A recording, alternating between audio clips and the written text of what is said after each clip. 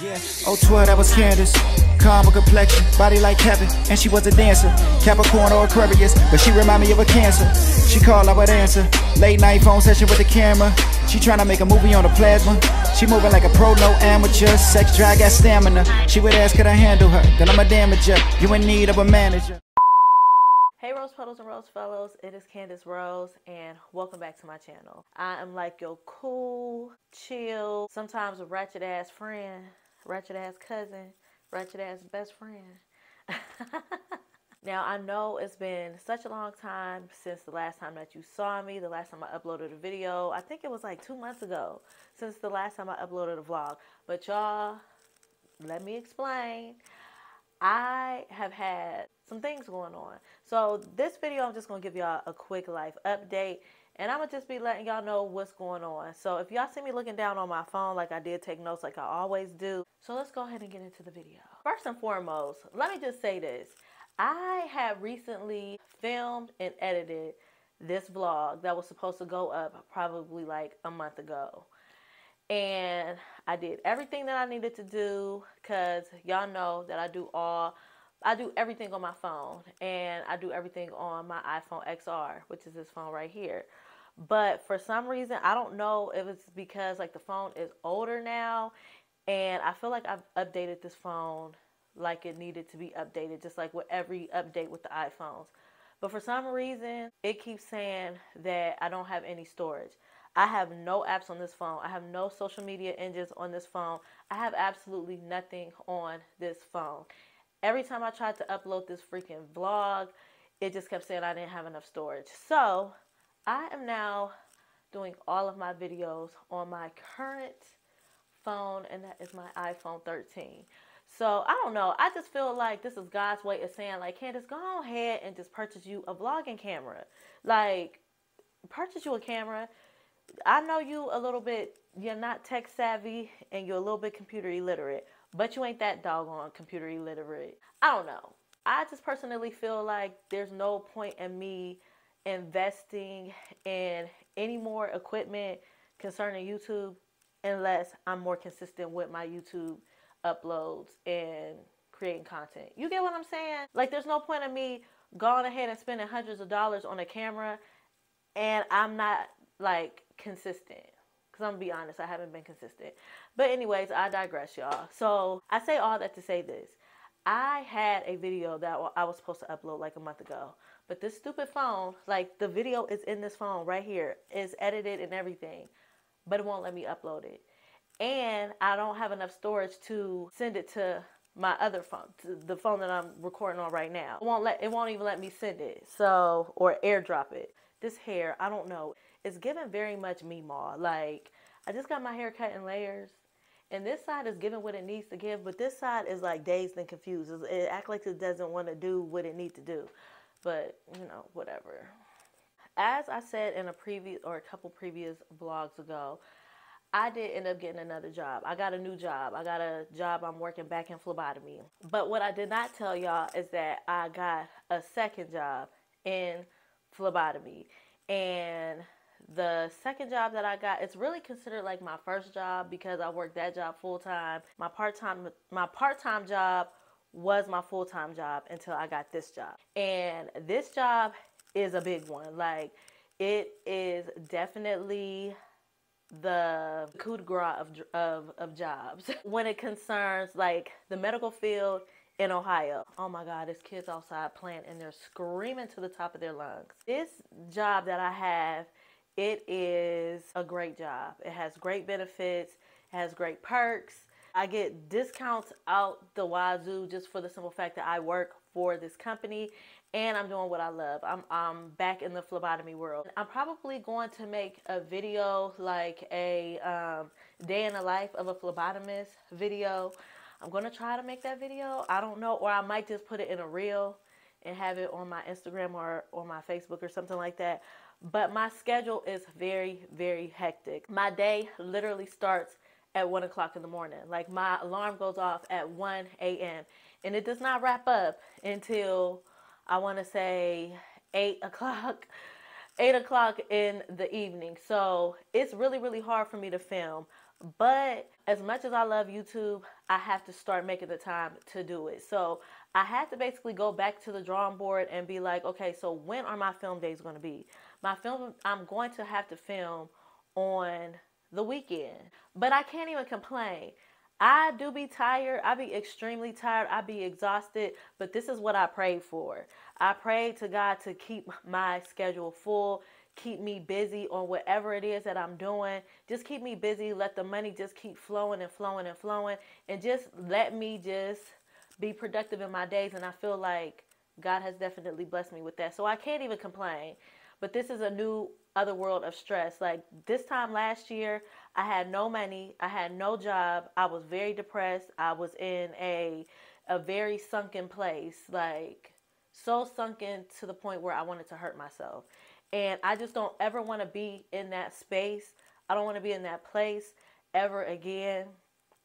And me not having no type of income coming in, it really humbled me, and it also made me want to save my money, hold on to my money. I'm so used to just like getting money in and spending. The more money that I get, the more money that I spend. But I know that that just ain't it. That's not it. That's not the way to become a successful millionaire or thousandaire or billionaire for that matter. So I just thank God for blessing me with these jobs. I thank God for blessing my mother with a job, and she's doing what she loves. I'm doing what I love, and everything is just coming into fruition. Y'all know that me and her, we live together now, and I'm in the process of saving up so that I can get my own place again and have my own independence again. In the meantime, in between time, like I want to have her set up so when I do make that transition, it'll be a nice smooth transition and it won't be so hard on her. So yeah, so I'm working these two jobs and it's so hard for me to create content, but I just have to just go ahead and do it. Moving right along, as far as like my family, because I do have a lot of people who ask me, do you still talk to your family? Do you still keep in contact with them? Have y'all made amends? Have y'all reconciled? Have y'all gotten back together? And the answer is no. I personally feel like I did not do anything to create the division in this family, and I'm not going to go out my way to try to make amends with these people. They know what they did. They know what they started. They know all the drama that they created. My mom was just a casualty of war, for real. Like, my mom was really a casualty of war. They have no reason to be upset with my mom. They really don't have no reason to be upset with me. But the way that my mouth is set up, like, I am very mouthy. Very, very mouthy. And the only thing that I can apologize is the reaction that they got out of me. Because I am, at the end of the day, I am really striving to become a better person. I'm striving to react in a certain way that when I'm being disrespected, I don't have to retaliate with disrespect. I can be stern, I can be firm on how I feel about certain things, but I don't have to clap back with disrespect.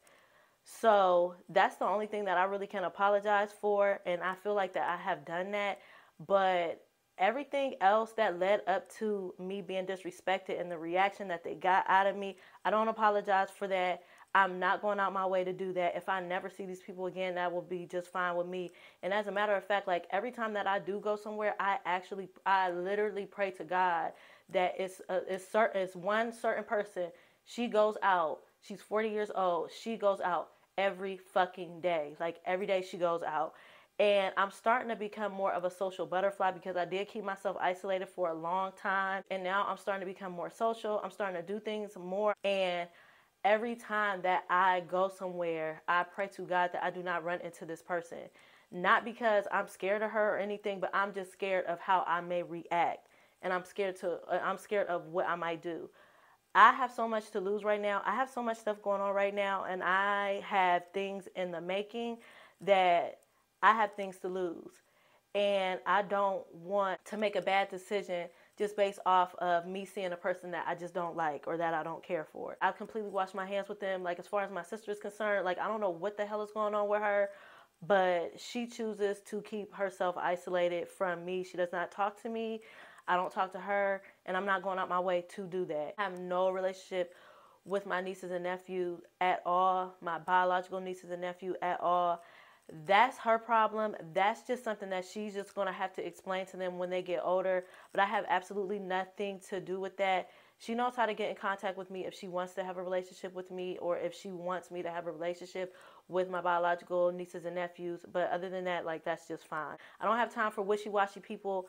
I don't have time for on again, off again attitudes. Whatever it is that people are going through, you don't have to take that out on me. My honorary nieces and nephews, like, I freaking love them to death. Like, they have definitely treated me like their biological auntie. Like, and I am loving that. Like, now my nieces and nephews are going into preteen and teenage years. I'm getting to see them just grow and develop and just blossom into responsible and beautiful adults. And like my niece right now, hey Brooklyn, she is about to go to homecoming. She's going to her first homecoming next week. Just to see her and to see the rest of my honorary nieces and nephews just grow and develop, and just watching them go through these phases of life that I went through and that my best friends went through and we all went through together is just a beautiful thing. And they have held me up to be their biological auntie. Like, and I'm loving that. On the family side, I feel like my friends are my family, and honestly, like, it's just me and my mom. Like, it's nobody else. The way that I see it, it's just me and her. And I feel like that me and my mom's relationship have definitely gotten closer through everything that we went through. My friends are like my sisters and brothers, and their kids is my nieces and nephews. It's just me and my mom, and that's it on the biological side. Going into family, let's talk about my love life. So my love life is basically in shits and shambles. Like, when people say that somebody has shit in the dating pool, they are definitely not lying. Remember when I had made that end of the year video, I think it was last year or 2 years ago, when I said I'm completely done with dating? I was done with dating for a minute. And then I just started slowly trying to open myself up to new people and trying to get myself out in the dating world. And I can't necessarily say that I was dating. I was trying to be in a relationship instead of dating, which is so ass backwards. Like, I really feel like I don't know how to date for real. Like, when I see somebody or when I meet somebody, if I like you, you like me, why can't we just be in a relationship together? So I did try dating. I think my last little situationship was a couple months ago, and that shit went from sugar to shit real quick. Like, I was really, really liking this person a whole lot, a whole lot. And I don't know what it is. I don't know if it's me. I don't know if it's them. I don't know what it is. But every time I've tried to date, 3 different occasions, 90 days. They all get 90 days. And then 90 days, they start to really show their natural black ass. Like, and it's just like, I just can't fucking win for losing. Like, it's not like that I am a nagging ass bitch. Like, I nag when I feel like I'm not getting what I want. But now it's just to the point where if I see something and I don't like something, I'm just going to go ahead and just walk away. Like, there is no point of just getting into it, because we all are grown. Y'all know what y'all be doing. And I'm just not going to give them that energy anymore, because I feel like if I have a conversation with you about something that I don't like, I'm giving you the keys. Like, know that she does not like when I don't text her. So I'm just not going to text her. Like, I feel like they just be purposely be trying to press my buttons, and I'm just not on that. And you know what? I have come to the realization that I sleep so much better when I'm not talking to nobody, when my phone is not ringing, because I start to not really obsess, but I start to rack my brain when I'm dating somebody. Like, are they thinking about me? How come they haven't texted me? How come they didn't text me good night? How come they didn't text me good morning? How come they did not call me to see if I need anything or if I'm okay? Like, I just feel like when I'm not talking to nobody at all, I don't worry about stuff like that. Like, I sleep so much better when I'm not dating or in a situation with anybody. So that's just where I'm at. Like, it's back to the drawing board. I'm definitely not dealing with nobody right now. I don't want to date nobody. I don't want to be in a relationship. I don't even want to do the work. That dating shit is just not for me. I just can't. And it's just like the last situation, like just really like, I really thought that we was really working towards something. I don't want to have surface level relationships with nobody. And I really want my man to come healed. I don't want to have a trauma bond with nobody. And I don't want somebody to be so surface level to the so unhealed and so hurt to the point where their relationship is super surface level. Like you don't want to have deep conversations. I want to be stimulated. I want to be mentally stimulated when I'm dating somebody. And I also want a partner. I don't want somebody that I'm over here doing all the cooking and cleaning and all this, that, and the third, and you ain't doing shit. Like these men these days, they want to be princesses so bad. And there's so many men out here that says this one quintessential line amongst a lot of lines that they say is, I don't like manual labor. I don't do manual labor. I don't want no man like that. I want a fucking man's man. And the last guy that I dated, he was definitely a man's man. Like, I always used to tell him all the time, like, you are so fucking busy. Like, you don't know how to sit down. Like, he's either cooking, cleaning, fixing something, doing something. Like, it's like you, and I love that about him.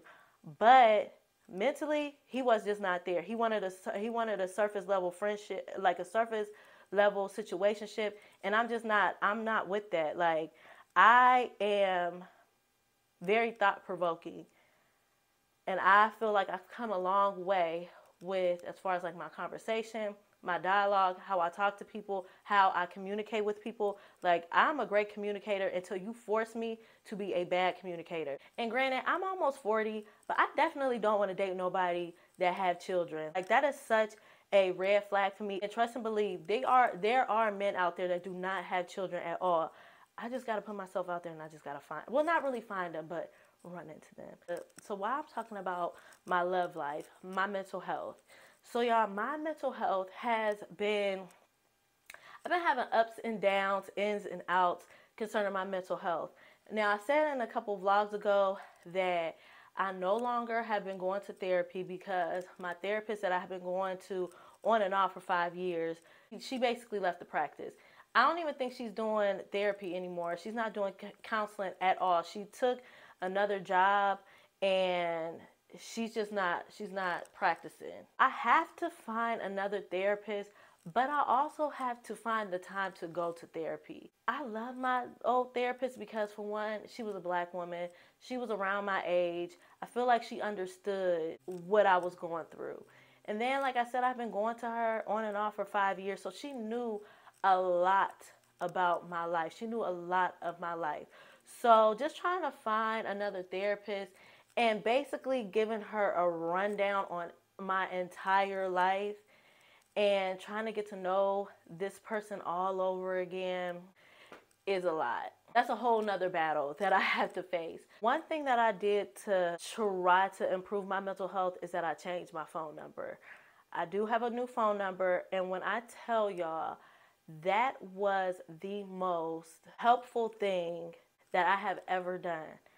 The moment that my number changed, because it changed at midnight, because I did like the automatic change or whatever, I was so much happier. I was such in a better mood. I was such in great spirits. Even my mother said, like, your skin looks lighter. Like, I felt like a burden was lifted off of me. That number was attached to so much drama. That number was attached to so much trauma.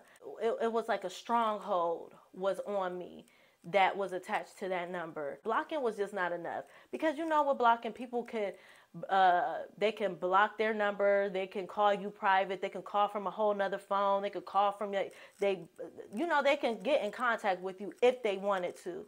And I just felt like changing my number was so freaking therapeutic. It was necessary, and it definitely was needed.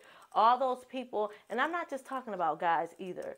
I'm talking about just people in general. People who really didn't serve me no good, or people just who always would call my phone with a problem or with drama. I am fragile myself, so I don't want to constantly, every time I talk on the phone with you, it is always some drama. People have been trying to call me through social media, because you know, on social media you could call people now. You could call people on Instagram. You could call people on Snap. You could call people on freaking Facebook. Like, you could call people. Do you think I'm answering those phone calls? No, I'm not. Do you think that I'm responding to those messages to people saying, oh, you changed your number, what's your new number? And when I am responding, it's you're not getting it. And another thing that I have been doing that has been like helping me with my mental health is that I have been going to places by myself. I feel like I don't have time to be waiting on people. And a lot of times, like, I want to do things that other people just don't want to do. Like, if I want to go to a cocktail making class and I got a friend that don't want to do that. Okay, that's fine. I'm going to go by myself. It was a time in my life to where I wasn't doing nothing by myself. And if nobody wanted to go with me to certain places, I just wasn't going. I was staying in the house. You know how depressing that was?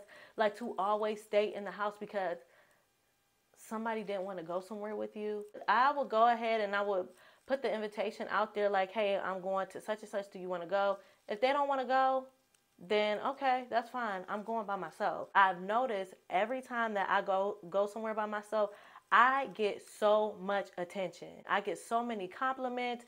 I get people randomly coming up to me and speaking to me and introducing themselves to me. And I feel like going out by yourself, that's just the way to go now. Like, I feel like that's a confidence booster. Like, it boosted my confidence to be in these places by myself and not having the riffraff of having a whole crowd with me or having a whole gang with me. Now, I did create like a self-love or a self-care or solo date jar. I created this jar like 2 years ago, and I still have yet to pick anything out of that jar. But now I'm starting to get very comfortable with myself to the point where it's time to open up that jar and start doing things by myself. So I say that to say this. My mental health is a work in progress. Like, I'm still healing. I'm still trying to deal with trauma from the past, trauma from relationships, trauma from just everything, trauma from relationships with men, relationships with my relatives. I'm still trying to deal with all of that stuff. But other than that, I'm doing okay. I really feel like doing things like YouTube and creating content is very therapeutic for me. You guys, like, YouTube is my therapy. And when people do say YouTube is their therapy on other channels, I definitely can relate to that. It may seem a little corny. It seems a little cliche, but those who know. Those who create, they understand. So what Funky Dineva say? That's all I got, y'all. I ain't got no more. That's it with this life update video. I hope it wasn't all over the place. I hope y'all can understand where I'm coming from. And I hope that I can, just make my return and make my transition back into the YouTube world. I love y'all so much. Like, y'all just do not even understand how much I love y'all. I want to get back into uploading 3 times a week like I was previously. Like, I love to engage with y'all.